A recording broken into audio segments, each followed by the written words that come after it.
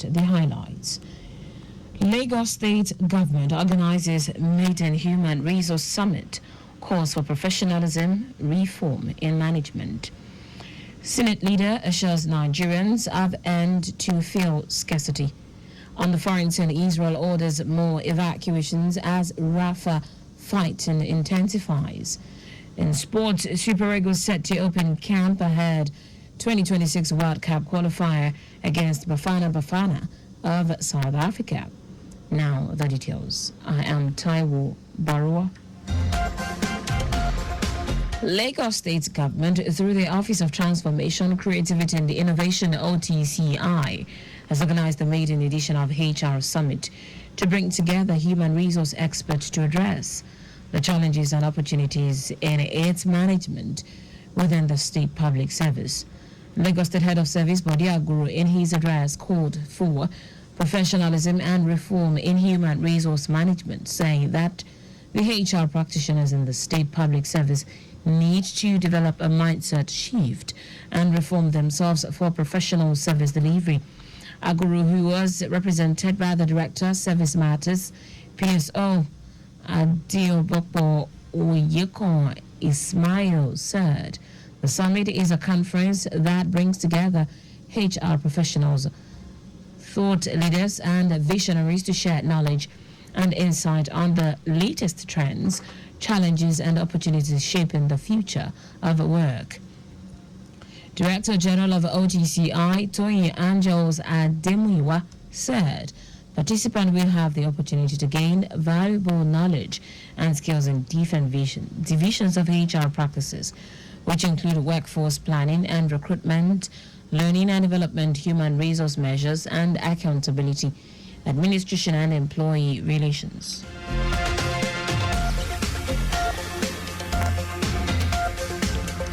Lagos State Government has restated its commitment to enforce the state environmental laws to the benefit of the greater majority of residents.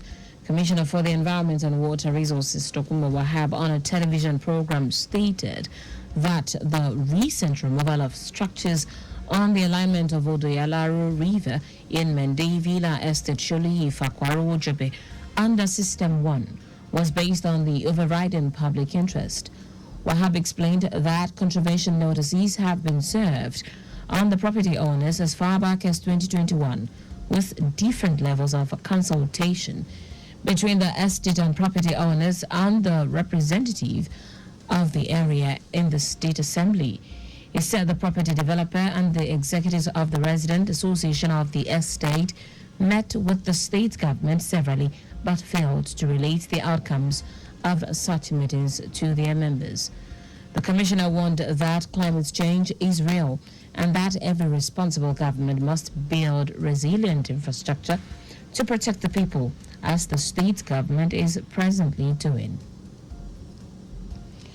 The Federal Airport Authority of Nigeria, FAN, has shut the 18 left runway of the Murtala Mohammed Airport, Lagos, after an aircraft skidded off the runway and landed in the grass. The Airbus, with registration 5NBZZ, with 52 passengers on board, departed Abuja and landed in Lagos at 11:29 a.m. today. Spokesperson of the Nigerian Safety Investigation Bureau, Bimbo Olajide, confirmed the incident, saying a team had been deployed to the site of the incident. All passengers were safely evacuated through a controlled disembarkation, and the temporary closure of the runway by FAN limits the airport to one single runway, which is expected to lead to aircraft delays and landing. Meanwhile, the Nigeria Civil Aviation Authority, NCAA, has issued a resolute statement denouncing blackmailers and reaffirming its commitment to transparency and accountability. Its Director, Consumer Protection and Public Affairs, Michael Achimugu, explained that this is sequel to recent allegations and attempt at extortion. It was reported that just a few months after his appointment of Acting Director General, NCAA, Chris Najoma, was accused of financial mismanagement, breaches of government procurement regulations, and significant abuse of office. The report claimed that the agency purchased a 2022 brand of Toyota Land Cruiser worth over 250 million naira as the official vehicle of Najomo. Reacting to this claim, NTAA reiterated its transparency and adherence to procurement regulations, reaffirming that no vehicle purchases had been made. Now to the rest of the stories. The Senate leader Opeyemi Bamidele has assured Nigerians that the fuel crisis being experienced in the country will soon be a thing of the past. He gave this assurance in an interview with newsmen on the sidelines of the Oil Technology Conference in Houston, Texas. Bamidele, who said the legislature is working tirelessly to ensure that fuel scarcity and frequent queues at filling stations are resolved, noted that there are plans to involve more private sector players in the construction of new refineries.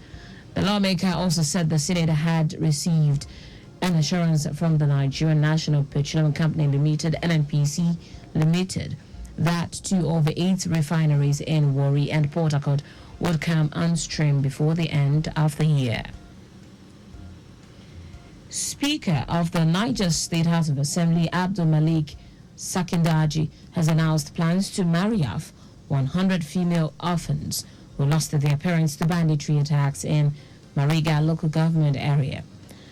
Sakindaji also pledged to pay the dowries of the bridegrooms and has procured all necessary materials for the mass marriage ceremony. According to him, the girls who would be married off were carefully selected from the 170 girls whose names were submitted.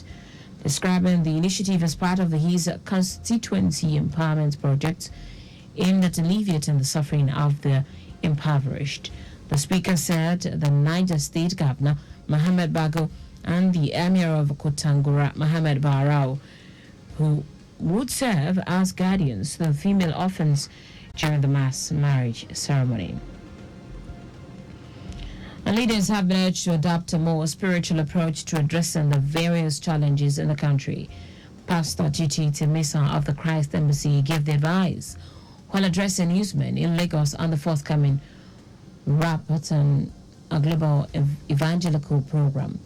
Pastor Temisa is of the belief that it is high time political and community leaders become more spiritually committed to resolving the country's challenges by adopting divine suggestions by religious leaders. The clergyman said there have been a series of interventions, including the Rhapsody of Realities, authored by Pastor Chris Oyakilome, in over 8,000 languages worldwide, which has been able to address challenges. Also speaking, Pastor Larry Alabi said millions have achieved their heart desires through the Rhapsody of Realities, adding that beyond spiritual aspects, the Chris Oyakilome Foundation has done various humanitarian interventions across the world. It said the foundation has over 14 free paying educational institutions across the world, free healthcare centers, among others, while the Rhapsody of Realities have also been translated into 2,000 languages for the visually impaired. The Rapatan is to begin on Wednesday through Friday. In foreign news now, Israel has told tens of thousands more Palestinians to leave Rafah as it intensifies military operations in southern Gaza. Flyers dropped from the air and posts on social media told residents in the city's eastern districts to go to Al-Mawasi, a narrow coastal area which Israel calls an expanded humanitarian zone. Parts of Rafah where the streets were packed with locals and displaced people just days ago now look like a ghost town. Israel has said it will proceed with planned operations in Rafah, despite the United States and other allies warning that a ground offensive could lead to mass civilian casualties and a humanitarian crisis. In sport now, the Super Eagles of Nigeria are set to open camp for the crucial 2026 FIFA World Cup qualifying fixture against the Bafana of South Africa on Saturday, June 1. All the invited players will hit camp on the opening day, with preparations expected to commence fully. Super Eagles head coach Finidi George has already sent out provisional invitations to his players, with the list of players that will prosecute the game expected to be released next week. The encounter is slated for the Gatswila Pabio International Stadium, Uyo, on Friday, June 7, where the team will face the Squirrels of Benin a few days later. And that's it on the news at 6, but just before we go, speed thrills but kills.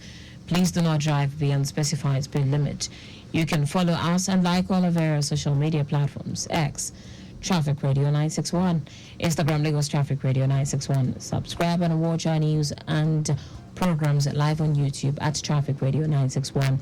You can also visit our website at trafficradio961.ng.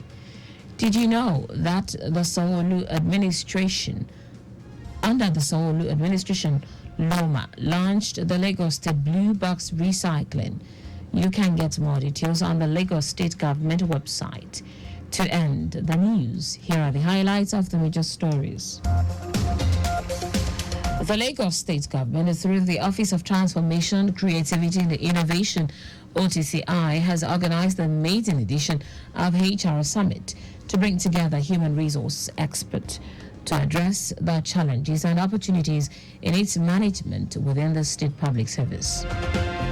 The Senate leader, Wemi Bamidele, has assured Nigerians that the fuel scarcity being experienced in the country will soon be a thing of the past. We also told you that Israel has told tens of thousands more Palestinians to leave Rafah as it intensifies military operations in southern Gaza. In sport, the Super Eagles of Nigeria are set to open camp for the crucial 2026 FIFA World Cup qualifying fixture against the Bafana of South Africa on Saturday, June 1.